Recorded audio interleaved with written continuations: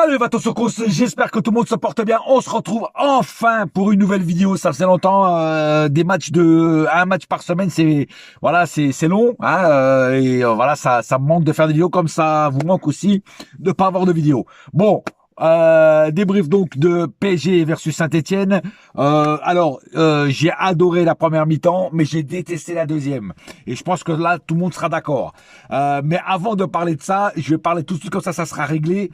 L'arbitrage. L'arbitrage a été, encore une fois, en dessous du niveau qu'on attend. C'est-à-dire, le but de Barcola n'aurait jamais dû être annulé. Il n'y avait absolument aucune faute de Barcola sur le joueur de Saint-Etienne. Le but aurait dû être validé. Et en plus, le mec, il va checker l'arbitre et après il dit qu'il y a faute. C'est-à-dire qu'au début il dit qu'il n'y a pas faute quand il va pas checker et après il dit qu'il va voir et il dit qu'il y a faute. Il n'y a aucune faute. Même les présentateurs de DAZN, ils le disaient, il n'y avait aucune faute. Hein, le foot, c'est quand même un sport de contact. Hein, il y a un minimum de contact. Mais là, il y avait même pas un contact. Il y avait rien. Le mec, il tombe tout seul. D'ailleurs, les joueurs de Saint-Etienne, on dirait qu'ils avaient l'habitude de se coucher, quoi. Je veux dire, parce qu'ils tombaient souvent par terre, quoi. Et des fois, on les touchait même pas. Enfin, les joueurs du PSG ne les touchaient même pas. Donc, un gros 0 pointé pour l'arbitrage encore ce soir. Des fautes sifflées contre nous où il n'y avait pas faute. Donc, pour moi, je trouve que des fois, quand je vois des cons qui disent ouais, le PSG est avantagé par arbitrage, je voudrais bien savoir où est-ce qu'on est avantagé par arbitrage, parce que là on n'est pas arbitré, on n'est pas avantagé ni ce soir ni jamais. Hein, il y a que les cons pour dire ça, je veux dire. Bon, bref. En tout cas, l'arbitrage en dessous encore ce soir. Bref. Maintenant. Comme je dis, première mi-temps, j'ai adoré. Voilà. Même si les premières minutes, Saint-Etienne sont rentrés dedans dès le début du match, je me suis dit putain les mecs, dès le début du match, ces mecs ils veulent nous prendre à froid. Bon, il n'y a pas eu de dégâts. Nous, on a marqué un but, deux après, deux buts de Dembélé. D'ailleurs, Dembélé, je vais y revenir aussi parce qu'il y a eu du bon, mais il y a eu aussi du mauvais. Hein. Mais voilà, donc première mi-temps, franchement, j'ai aimé les prestations de presque tout le monde, sauf d'un joueur, et c'est pas Dembélé, c'est un autre joueur. Et en deuxième mi-temps, comme à chaque fois, dès qu'on mène 2-0, on joue pas, on arrête de jouer, on est là, on les regarde jouer, et puis voilà. Et puis après, il y a cet abruti de Beraldo qui, jusqu'à sa faute, était à peu près convenable son match ce soir. Non, il fallait qu'il nous fasse une merde comme ça, hein, une cacahuète comme ça, hein, et qu'il nous coûte un but. Voilà. Et rien qu'à cause de ça, il sera aussi dans mes flops celui-là. Mais je vais revenir à Beraldo. En tout cas, bon, Saint-Etienne revient. Après, moi, je te dis franchement, si le but de Barcola aurait été validé, le match aurait changé, tu vois, parce qu'à 3-0, mon frère, Saint-Etienne, ils auraient eu un coup au moral et ils seraient parvenus comme ça, ils auraient même pas marqué le but. Tu vois ce que je veux dire? Voilà. Donc, c'est là que tu vois que l'arbitrage a aussi, peut changer un match, voilà, des erreurs d'arbitrage. Et ce soir, on a encore vu, on a failli encore pas perdre le match, mais avoir un match nul, voilà. Et mais voilà, donc deuxième mi-temps, vraiment pas j'ai pas du tout aimé, vraiment beaucoup de ratage, tout ça, et puis le coaching de Luis Enrique commence, non, c'est pas qu'il me commence, il me casse déjà les couilles, parce que déjà la dernière fois j'ai dit, il commence à me casser les couilles, là il me casse les couilles vraiment, hein, décidément, le mec il aime vraiment pas jouer avec un numéro 9, quoi. Comment tu peux sortir Gonzalo Ramos, hein, bon, qui n'a pas marqué ce soir, hein, mais qui faisait quand même un match raisonnable, hein, et tu le sors pour faire rentrer Doué, hein. Pourquoi t'as pas sorti, par exemple, Barcola, hein, qui faisait un match pas bon du tout, et c'est lui que j'ai pas aimé. C'est le match de Barcola que j'ai pas aimé, hein, parce qu'à part son but qu'il a marqué, j'ai pas aimé son match. Mais je vais y revenir. Voilà. Donc le coaching de Luis Enrique commence vraiment à me saouler, Voilà. Hein, il te fait rentrer, il te laisse des bons joueurs sur le banc. Voilà. Alors je sais qu'il faut faire tourner, mais là il y a des moments où tu vois ce que je veux dire. Tu vois, que tu fasses tourner pour le prochain match qui contre une équipe de nationale là, ou je sais pas, ou de troisième division, ou je sais pas quoi là. Tu vois. Là, d'accord. Mais là, c'est quand même même si c'est Saint-Etienne qui est pas au top, hein, je vais dire, c'est quand même une équipe de Ligue 1. Et puis, il faut surtout pas perdre de points. Tu vois ce que je veux dire? Voilà. Voilà, donc le coaching commence vraiment à me saouler. Voilà, déjà, moi je comprends pas un coach. Je crois que c'est le premier coach que je vois qui n'aime pas jouer avec un numéro 9. Et moi je me dis qu'il ne laissera jamais Gonzalo Ramos jouer un match entier, jamais. Ou il est titulaire, il est fait débuter, mais il le sort à la 60e ou 70e minute, comme il a fait aujourd'hui, ou alors il le laisse sur le banc, il le fait rentrer à la 70e minute, voilà, ou alors à 10 minutes de la fin, comme il a l'habitude de faire, voilà. Donc à un moment ou à l'autre, il va falloir quand même que tu laisses jouer un match en entier, hein, un ou deux matchs en entier même, c'est pas un, c'est 1, 2, 3, 4, 5, 6 matchs en entier quand même. Hein, le mec, il le mérite quand même. Hein, parce que plusieurs fois, il a sauvé le PSG de la noyade. Voilà. Il a été ta bouée de sauvetage. Donc, il faut à un moment ou à l'autre, il faut que tu commences à penser à le laisser jouer tout un match. Même s'il ne marque pas, tu le laisses jouer tout un match. Voilà. Enfin bref. Bon. Maintenant, voilà, comme je dis, deuxième mi-temps, nul. Voilà. Mais ça, je pense que à peu près tout le monde est d'accord. Hein. On a arrêté de jouer à la deuxième mi-temps. Voilà. On va passer aux statistiques du match. 25 tirs du côté PSG, 25 tirs pour 2 buts. 2 buts, dont un sur penalty. C'est très, très, très faible de but en but par rapport au tir qu'on a fait. 8 du côté Saint-Etienne. 9 tirs cadrés du côté PSG, 9 tirs cadrés du côté PSG sur 25. Hein, ce qui est même pas la moyenne. Tu vois 3 du côté Saint-Etienne. 60% de possession côté PSG, 40 du côté Saint-Etienne. 606 passes du côté PSG, 427 du côté Saint-Etienne. 88% de précision de passe côté PSG, 80 du côté Saint-Etienne. 16 fautes du côté PSG, 11 du côté Saint-Etienne. Vous avez vu, l'arbitre a sifflé, comme je vous avais dit, a sifflé beaucoup plus de fautes contre nous que en notre faveur. Voilà.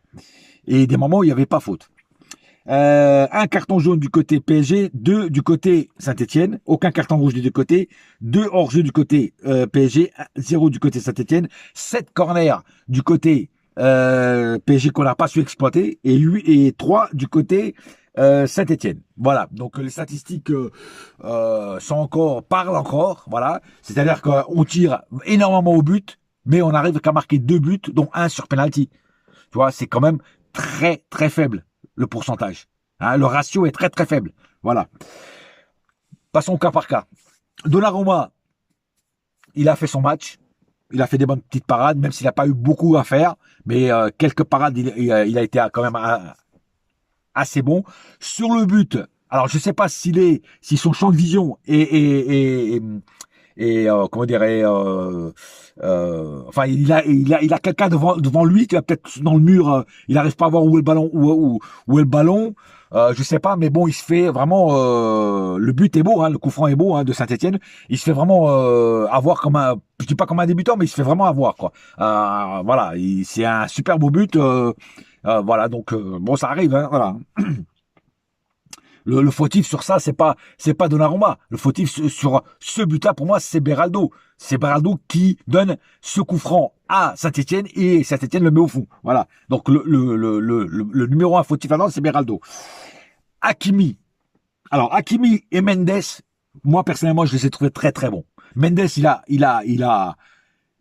percé la défense des Stéphanois, incroyable. Il a emmené du danger incroyable dans leur défense. Défensivement, il a sauvé beaucoup de ballons dangereux, des contre-attaques de Saint-Etienne. Il était là, c'est lui qui allait chercher le ballon. Donc Saint-Etienne. Donc Mendes ce soir, je l'ai trouvé énorme, physiquement puissant, que ce soit défensivement ou offensivement. Le mec, il a vraiment joué le rôle de piston ce soir, et j'ai vraiment adoré le match de Mendes. Pareil pour Hakimi. Hakimi a été énorme. Un petit peu moins en deuxième mi-temps, mais en première, il a été énorme. Voilà. Donc, les deux pistons, pour moi, ont été vraiment très, très bons. Lucas Hernandez, ça va, il a fait son match. On peut pas dire qu'il a été truc. Il a fait son match, il revient de blessure, voilà. Donc, on va pas trop lui en demander non plus. Mais il a quand même tenu sa baraque à frites. Voilà. Par contre, le flop, c'est Beraldo, celui-là qui remplaçait Marquinhos, qui ce soir était légèrement blessé. Il avait une petite gêne, c'est pour ça qu'il n'a pas joué. Il était en tribune. Et donc Beraldo, ce qui est marrant, c'est que jusqu'à sa faute, je le trouvais. Bon, je dis ouais, Beraldo pour une fois, il fait son match. Voilà, il fait son match. Eh ben, il fallait qu'il nous en fasse une avant la fin du match. C'est incroyable. Voilà. Franchement, tu sais très bien, Beraldo, qu'en mettant la jambe comme tu l'as mis, tu savais très bien que le mec, il allait se prendre les jambes dans la chaîne et qu'il allait avoir une faute. Tu le savais, ça. À la rigueur, tu fais ça ou tu te sacrifies quand tu vois que le mec, il est devant la cage prêt à marquer, tu vois. Ouais, là, je veux bien que tu le fasses, ça. Il y a des gens, des fois, qui se sacrifient pour pas qu'ils butent, tu vois. Et voilà. Mais t'avais pas, là, ça avait pas la peine de sacrifier, frère. Fallait le laisser passer. Tu vois ce que je veux dire? Quelqu'un l'aurait arrêté un peu plus loin, peut-être. Tu vois ce que je veux dire? Voilà. À cause de toi, eh ben, on se prend un but à la con pour nous, mais un très beau but pour les Stéphanois. Voilà. Et ça les a remis en forme. Tu vois, parce qu'un but, ça motive. Et en plus, un but au parc, ça motive encore plus. Parce que là, ils commencent à penser qu'ils peuvent gagner le match. Ou au moins, faire match nul, tu vois, au parc. Voilà. Donc, pour moi, c'est une erreur de débutant et une erreur professionnelle. Voilà. Même Beraldo, comme j'ai toujours dit, qui a été engagé, ce mec-là, quoi. Ce mec, il vaut pas une figue pourrie. C'est une figue pourrie, ce mec. Moi, je comprends pas. Qu'est-ce qu'ils ont vu en ce joueur?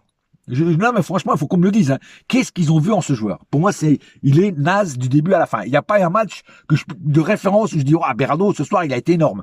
Il n'y a pas un seul match de référence. C'est incroyable. C'est que je l'étais, moi. Fabien Ruiz. La première mi-temps, ça allait. Deuxième mi-temps, catastrophique. Bon, à l'image de toute l'équipe, tu me diras. Mais Fabien Ruiz, encore très moyen ce soir. Très, très moyen. Très, très moyen. Et encore là, je suis gentil, tu vois. Je vais pas être méchant avec lui, tu vois. Je suis très gentil. Parce que c'est vraiment très, très moyen. Hein. Voilà. Non, Fabien Ruiz, c'est plus possible, quoi. Et puis, il s'entête toujours, Luis Enrique, il s'entête toujours à le mettre, quoi. Je ne comprends pas que tu laisses Neves, Vitinha sur le banc, voire même Zaïre Emery, et tu mets titulaire Ruiz, quoi. Alors, putain, c'est vraiment ton compatriote, ça se voit, hein, tu l'aimes, hein, putain, c'est incroyable. Enfin bref, Lee a fait son match, mais ça n'a pas été un Lee étincelant non plus. Hein. On peut pas dire qu'il a brillé par son aura ce soir non plus. Perdu beaucoup de ballons, beaucoup de déchets techniques, toujours le même défaut. Il joue vers l'arrière. Voilà, un Lee mitigé, quoi. Voilà, un Lee sans couverture. Voilà. Ah oui, je suis désolé. J'ai bien aimé par contre le petit match de Maïlou.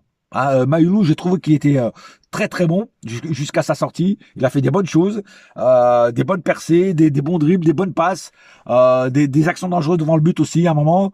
Voilà, ça se voit, il est encore jeune, il faut encore qu'il se mette dans le bain. Il y a encore quelques lacunes avec certains trucs, certaines gestes techniques, mais sinon moi j'ai bien aimé le match de Maïlou. Il mérite d'ailleurs d'avoir plus de temps de jeu. Malheureusement, les places au PSG coûtent cher, comme on le sait tous, mais il mériterait d'avoir plus de temps de jeu.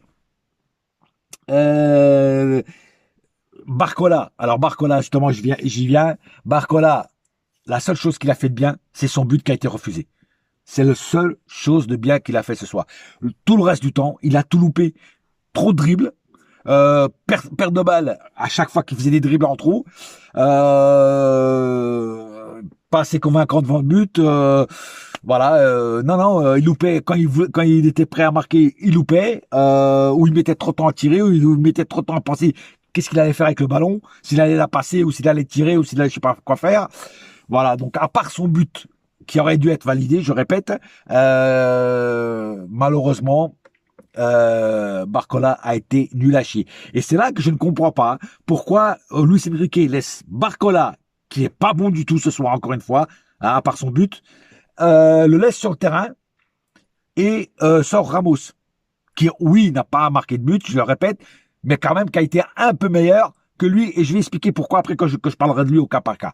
Voilà, c'est ça que je comprends pas en fait. Voilà. Mais bon, Barcola, alors il y aura deux flops ce soir. Je pensais qu'elle allait pas avoir de flop, mais non, il y aura deux flops, c'est Beraldo et Barcola. Dembélé, justement, Dembélé. Voilà, alors Dembélé, j'ai adoré la première mi-temps de Dembélé. Franchement, au top.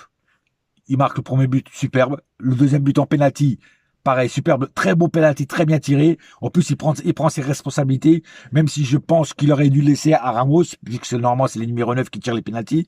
Rappelez-vous l'histoire de Cavani et Neymar.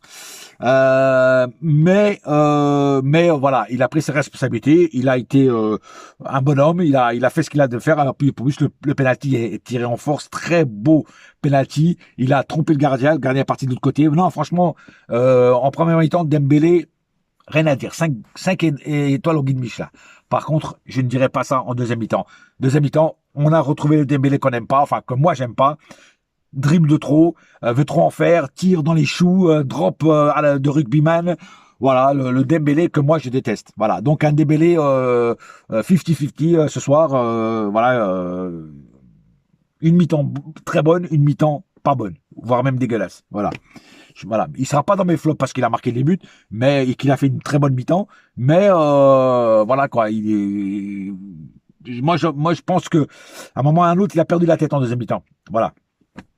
Et enfin Ramos. Alors Ramos justement, quand je disais qu'il était meilleur que Barcola, même s'il n'a pas marqué de but, non, pourquoi?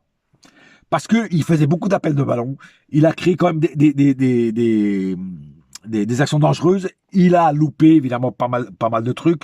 Bon, après, il peut pas marquer à tous les matchs, mais moi, ce que j'aime dans Ramos, c'est comme il fait beaucoup d'appels de ballon, les défenseurs sont sûrement sur lui parce qu'ils savent le danger qu'il est.